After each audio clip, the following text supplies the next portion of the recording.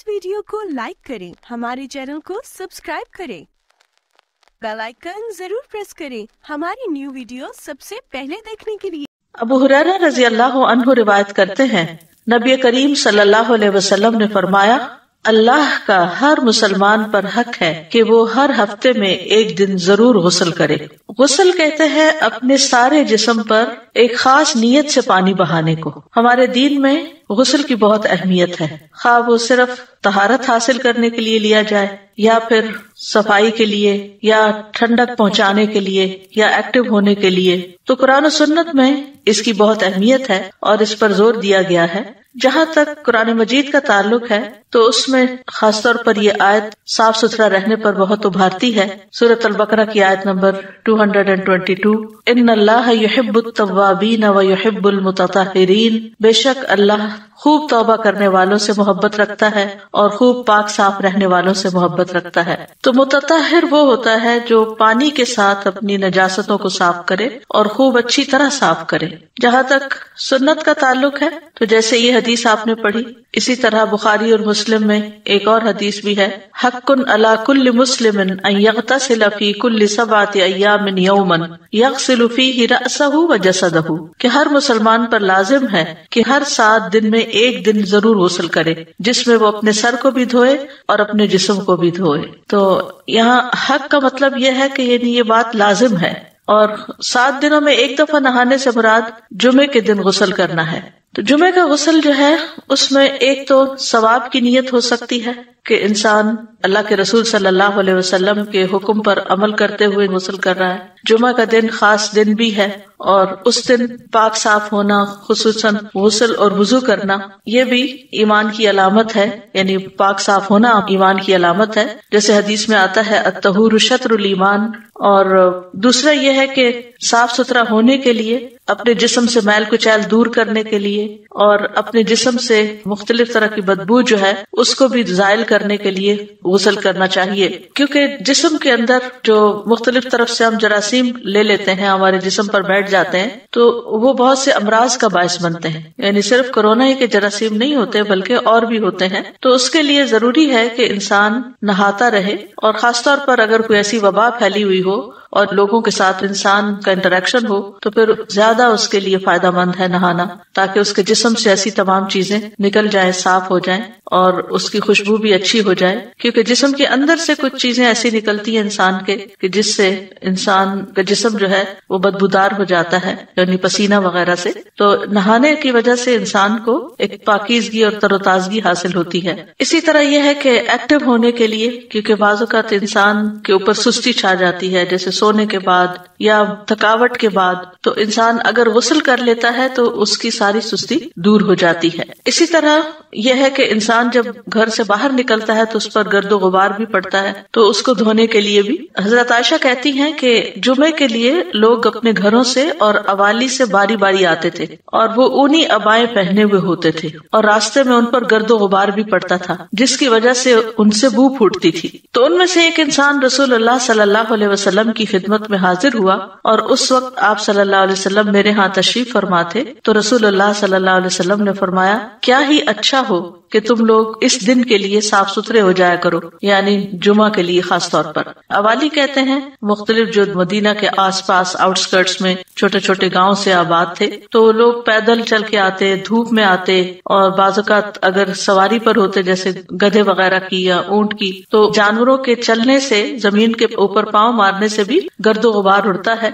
और फिर वो जिस्मों पे जाके बैठ जाता है, सर गुबार आलूद हो जाता है। लेकिन ये कि अगर इंसान गुस्ल करके घर से चला हो तो कम से कम एहतमाल होता है कि इंसान एक नापसंदीदा हालत में मस्जिद में दाखिल हो, क्योंकि जुमा का इज्तिमा आम इज्तिमात से बड़ा होता है और जहाँ जितने ज्यादा लोग इकट्ठे हों और खुसूसन मौसम गर्मी का हो तो वहाँ ऐसी स्मेल होती है जो दूसरों को अजियत देती है। फिर इसी तरह यह है कि फरिश्ते भी हाजिर होते हैं बड़े इज्तिमात में और जुमे के दिन खास तौर पर, तो कोई ऐसा काम भी नहीं करना चाहिए कि जिससे फरिश्तों को अजियत हो। इसीलिए मस्जिद में प्याज और लहसुन और मूली वगैरह खाकर आने से मना منع کیا گیا ہے، کیونکہ اس سے انسان کے منہ سے اور جسم سے اسمیل آتی ہے، اس کے پسینے میں بھی اور طرح کی اسمیل شامل ہو جاتی ہے، اور پھر وہ چیز فرشتوں کو اذیت دیتی ہے، اس لیے اس سے بھی بچنا چاہیے۔ اگلی حدیث نمبر 95 وہ وضو کے متعلق ہے۔ وضو عن ابی ہریرہ عن النبی صلی اللہ علیہ وسلم قال لا يقبل الله صلاة احدكم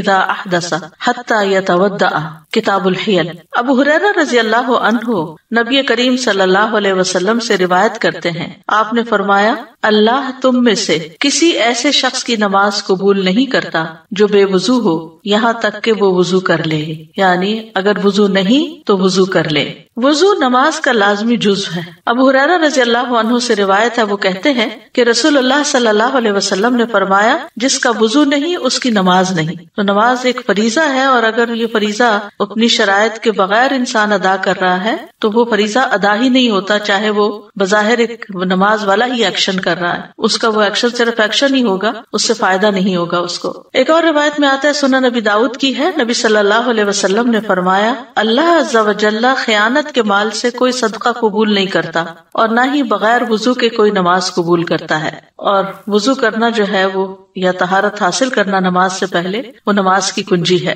لیکن وضو پر محافظت مومن ہی کرتا ہے۔ رسول اللہ صلی اللہ علیہ وسلم نے فرمایا مومن کے سوا کوئی بھی ہرگز وضو کی حفاظت نہیں کرتا، یعنی مومن اس بارے میں چوکنا رہتا ہے، کانشیس رہتا ہے کہ وہ باوضو ہے یا نہیں، کیونکہ اس کی عبادت اور خاص طور پر نماز جو ہے وہ وضو سے متعلق ہے، کہ اگر وضو نہیں تو نماز بھی نہیں۔ اسی طرح وضو کرنا اسلام کا ایک حصہ ہے، اسلام کا ایک شعار ہے، ایک پہچان ہے۔ ابن عمر اپنے والد رضی اللہ عنہما سے روایت کرتے ہیں، اور وہ نبی صلی اللہ علیہ وسلم سے جبریل علیہ السلام کے سوال کے بارے میں دریافت کرتے ہیں جو انہوں نے اسلام کے بارے میں کیا تھا۔ تو آپ نے فرمایا اسلام یہ ہے کہ تم اس بات کی گواہی دو کہ اللہ کے سوا کوئی معبود نہیں، اور بلا شبہ محمد صلی اللہ علیہ وسلم اللہ کے رسول ہیں، اور یہ کہ تم نماز قائم کرو، زکوٰۃ ادا کرو، حج کرو، عمرہ کرو، اور غسل جنابت کرو، اور مکمل وضو کرو، اور تم رمضان کے روزے رکھو۔ تو یہ سب کچھ اسلام کا حصہ ہے، جس میں نماز، زکوٰۃ، حج، عمرہ، غسل جنابت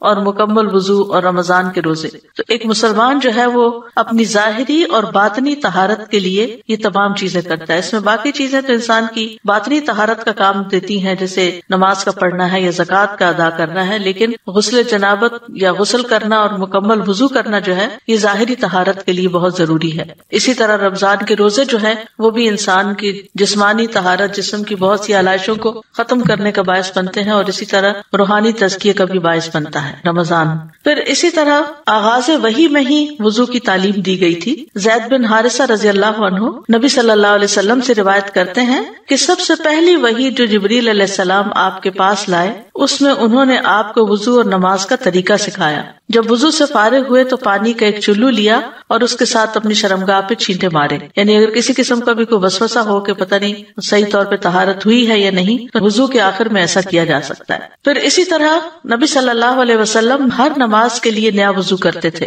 انس رضی اللہ عنہ کہتے ہیں کہ نبی صلی اللہ علیہ وسلم ہر نماز کے لیے نیا وضو کرتے تھے۔ راوی کہتے ہیں کہ میں نے کہا کہ آپ لوگ کس طرح کرتے تھے، یعنی صحابہ کا کیا طریقہ تھا۔ کہنے لگے کہ ہم میں سے ہر ایک کو اس کا وضو اس وقت تک کافی ہوتا تھا جب تک کوئی وضو توڑنے والی چیز پیش نہ آتی۔ تو اس میں یہ ہے کہ اگر انسان کا وضو نہ رہے، جیسے کہ اس حدیث میں آیا ہے، جس حدیث کی یہاں وضاحت کی جا رہی ہے کہ لا يقبل اللہ صلاة احدکم اذا احدث حتى يتوضا، کہ اللہ تعالیٰ کسی کی نماز قبول نہیں کرتا جو بے وضو ہو، یعنی وضو ٹوٹ جائے اس کا، احدث یہاں تک کہ وضو کر لے۔ تو صحابہ کا یہ طریقہ تھا کہ وہ جب وضو نہیں رہتا تھا تو اس وقت وضو کرتے تھے۔ امت کو ہر نماز کے لیے وضو کی ترغیب دی آپ نے۔ آپ صلی اللہ علیہ وسلم نے فرمایا اگر میری امت پر مشقت نہ ہوتی تو میں انہیں ہر نماز کے وقت وضو کا حکم دیتا اور ہر وضو کے ساتھ مسواک کا حکم دیتا۔ تو اس سے یہ پتہ چلتا ہے کہ افضل یہی ہے کہ انسان ہر نماز کے ساتھ نیا وضو کرے، لیکن یہ کہ اگر مشقت ہوتی ہے اس میں تو پھر اگر پہلے سے وضو موجود ہے اور وضو ٹوٹا نہیں تو انسان اسی وضو کے ساتھ نماز ادا کر سکتا ہے۔ پھر اسی طرح یہ ہے کہ وضو کامل ہونا چاہیے اور پورے اہتمام کے ساتھ سارے جسم کے اعضاء کو مل مل کے دھونا چاہیے جن کو وضو میں دھونا ضروری ہوتا ہے۔ رفاع بن رافع رضی اللہ عنہ سے روایت ہے کہ وہ نبی صلی اللہ علیہ وسلم کے پاس بیٹھے ہوئے تھے۔ آپ نے فرمایا کسی کی نماز اس وقت تک مکمل نہیں ہوتی جب تک وہ اپنا وضو اس طرح کامل طور پر نہ کرے جس طرح اسے اللہ تعالیٰ نے حکم دیا ہے، یعنی اپنا چہرہ دھوئے اور کوہنیوں تک اپنے دونوں بازو دھوئے، اپنے سر کا مسح کرے اور ٹخنوں تک اپنے پاؤں دھوئے۔ تو یہ وضو کے فرائض ہیں، کیونکہ ان میں سے اگر کوئی چیز چھوٹ جائے تو وضو نہیں ہوتا۔ نبی صلی اللہ علیہ وسلم نے کامل وضو نہ کرنے والے کو دوبارہ وضو کرنے کا حکم دیا تھا۔ انس بن مالک کہتے ہیں کہ ایک شخص نبی صلی اللہ علیہ وسلم کے پاس وضو کر کے آیا اور اس نے اپنے پاؤں پر ناخن بھر جگہ خشک چھوڑ دی تھی، تو رسول اللہ صلی اللہ علیہ وسلم نے اسے فرمایا واپس جاؤ اور اچھی طرح اپنا وضو کرو، یعنی صرف تھوڑی سی جگہ بھی اگر اس کی خشک رہ گئی تو آپ نے اس کو دوبارہ وضو کرنے کا حکم دیا۔ اس سے اندازہ کیا جا سکتا ہے کہ اس کی کتنی زیادہ اہمیت ہے۔ یہ حدیث جو ہے کہ لا يقبل اللہ صلاۃ احدکم، کہ اللہ تعالیٰ تم میں سے کسی ایک کی نماز قبول نہیں کرتا، تو اس کا مطلب یہ کہ خواہ کوئی مرد ہو یا عورت ہو یا نوجوان ہو، کیونکہ جس پر بھی نماز فرض ہے اس پر وضو کرنا فرض ہے، لازم ہے، الا یہ کہ اگر کوئی شخص معذور ہے، وضو نہیں کر سکتا کیونکہ پانی نہیں ہے، یا بیمار ہے تو وضو نہیں کر سکتا، تو ایسا شخص تیمم کر لے، یعنی صرف عذر کی صورت میں انسان وضو چھوڑ سکتا ہے، جبکہ عام حالات میں وہ وضو کو چھوڑ نہیں سکتا اگر اس کو وضو کی ضرورت ہے، کیونکہ وضو کے بغیر نماز پڑھنا جو ہے وہ حرام ہے۔ اور یہاں پر احدث کا لفظ استعمال ہوا ہے وضو ختم ہونے کے معاملے میں۔ تو حدث جو ہوتا ہے وہ دو طرح کا ہوتا ہے، ایک حدث اکبر ہوتا ہے جو جنابت ہوتی ہے، اور دوسرا حدث اصغر جس میں انسان کے جسم سے کچھ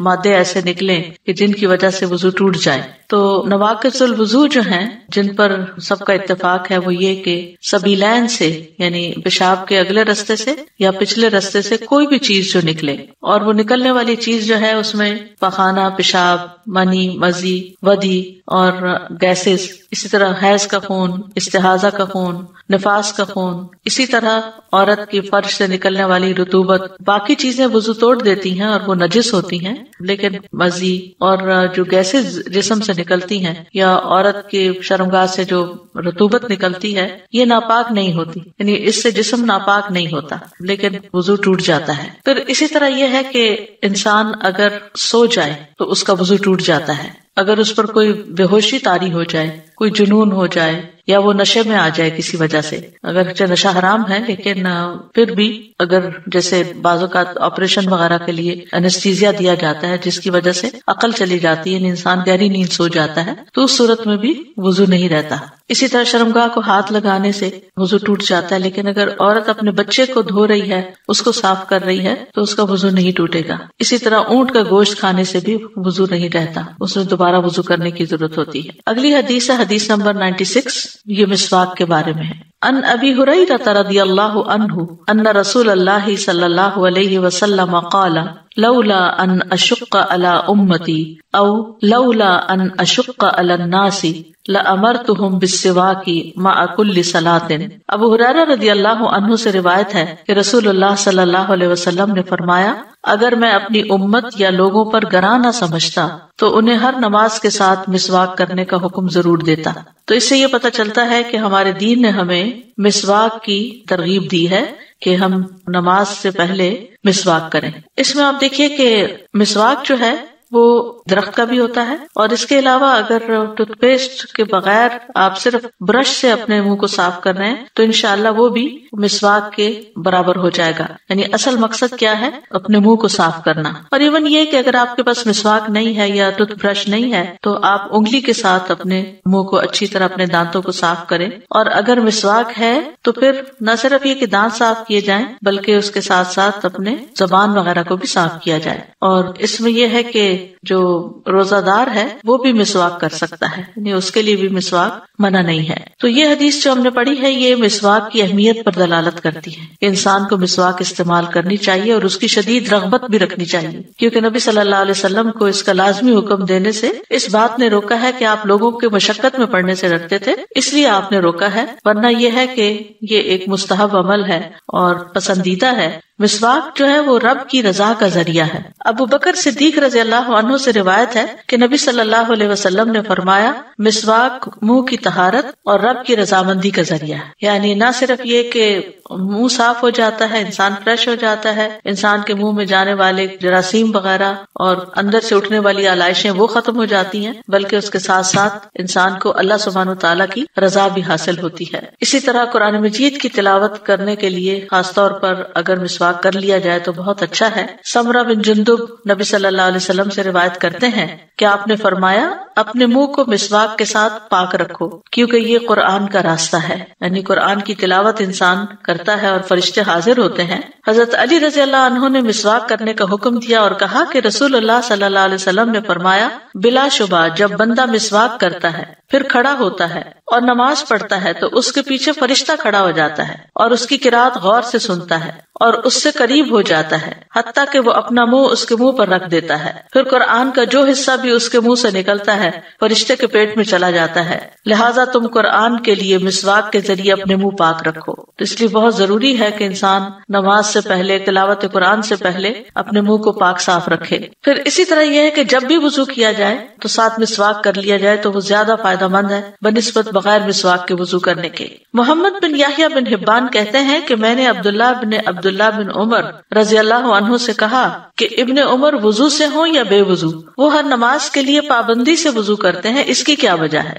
یعنی عبداللہ بن عمر کے بیٹے کا نام بھی عبداللہ تھا، تو ان سے یہ پوچھتے ہیں محمد بن یحییٰ بن حبان، تو انہوں نے جواب دیا کہ انہیں اسماء بنت زید بن خطاب نے بتایا کہ عبداللہ بن حنظلہ بن ابی عامر نے انہیں بتایا کہ رسول اللہ صلی اللہ علیہ وسلم کو پہل حکم دیا گیا تھا کہ ہر نماز کے لیے وضو کریں، خواہ پہلے وضو سے ہو یا بے وضو، یعنی ابتدائے اسلام میں ہر نماز کے لیے نیا وضو ضروری تھا، مگر جب انہیں مشقت ہوئی تو حکم دیا گیا کہ ہر نماز کے لیے مسواک کر لیا کریں۔ چنانچہ ابن عمر سمجھتے تھے کہ ان میں ہمت ہے، لہٰذا وہ ہر نماز کے لیے نیا وضو کرتے۔ تو بہرحال اس سے دو باتیں پتہ چلتی ہیں، ایک یہ کہ ابتدائے اسلام میں ہر نماز کے لیے نئے وضو کا حکم تھا، اور دوسرے یہ کہ ہر نماز سے پہلے وضو کے ساتھ مسواک کیا جائے، لیکن یہ حکم وجوب میں نہیں ہے۔ نبی صلی اللہ علیہ وسلم کی عادت تھی کہ دن یا رات میں جب بھی سو کر اٹھتے تو وضو سے پہلے مسواک کیا کرتے تھے۔ اسی طرح حذیفہ رضی اللہ عنہ سے روایت ہے، وہ کہتے ہیں کہ جب رسول اللہ صلی اللہ علیہ وسلم تہجد کے لیے کھڑے ہوتے تو اپنا منہ مسواک سے اچھی طرح صاف فرماتے، کیونکہ اس میں آپ کی لمبی قرات ہوتی تھی،